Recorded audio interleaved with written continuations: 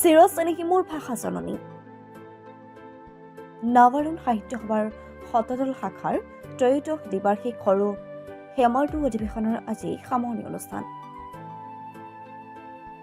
সামৰণি অনুষ্ঠানৰ লগত সংগতি ৰাখি পুৱা এক বিশাল সাংস্কৃতিক শোভাযাত্ৰা উলিওৱা হয়।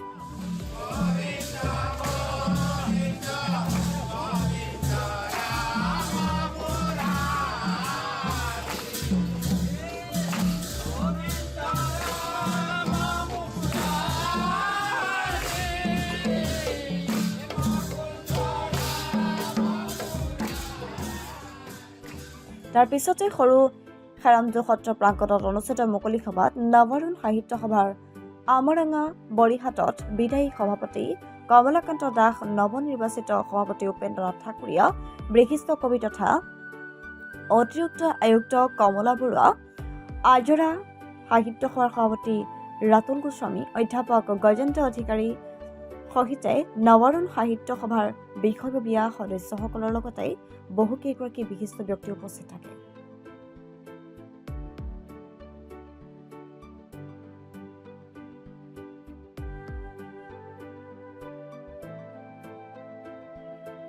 মুকলি সভাৰ প্ৰাকখনত সমবেত সংগীতেৰে মুকলি সভা আৰম্ভ কৰা হয়।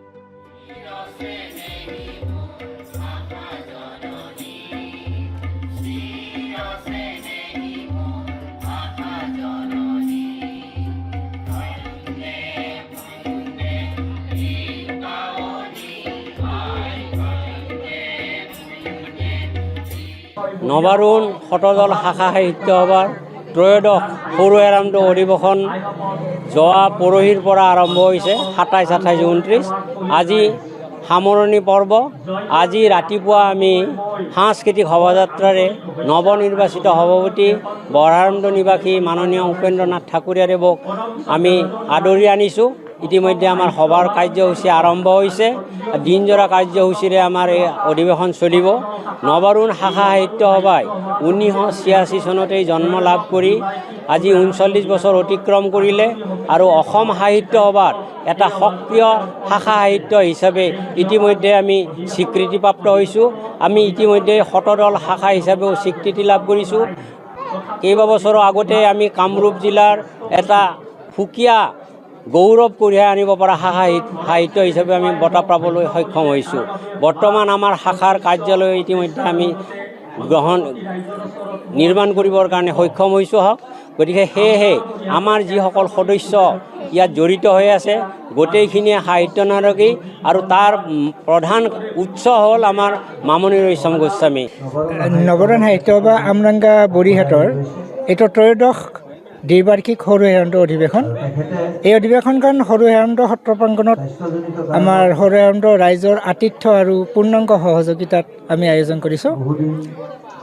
মহাপুৰুষ মাধৱদেৱে স্থাপিত কৰা এই সত্ৰখন অতি পুৰণি। এই সত্ৰত বহুত ঐতিহ্য আছে।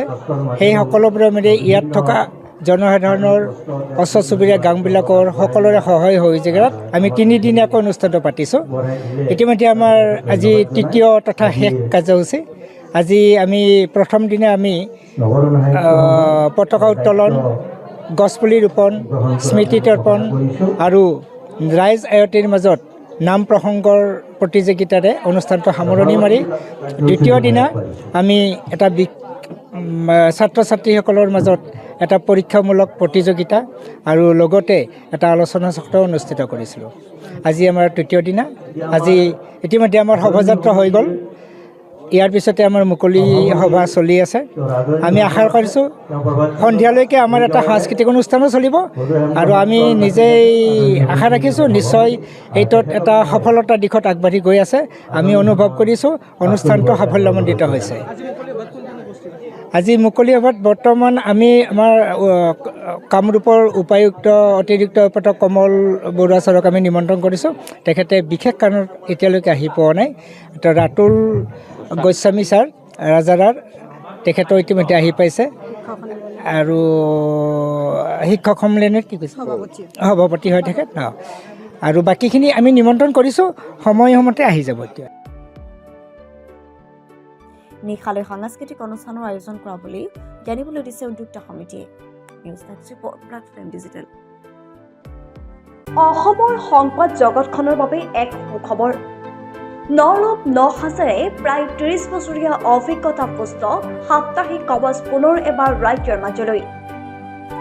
স্বত্বাধিকাৰী প্ৰণীতা কলিতাৰ দ্বাৰা প্ৰকাশিত আৰু অমৰজ্যোতি প্ৰিণ্টাৰ্ছ, গুৱাহাটী কমাৰ্চ কলেজৰ বিপৰীত ফালে মুদ্ৰিত। আমাৰ ঠিকনা মুখ্য কাৰ্যালয় অসম ফৰেষ্ট স্কুল, হৰিমন্দিৰ পথ, গুৱাহাটী আৰু অস্থায়ী কাৰ্যালয় কলিতা মাৰ্কেট, বিজয়নগৰ, কামৰূপ, অসম। মোবাইল নং 9435114666 আৰু 7002472813। Mail ID prabhatiahom@gmail.com।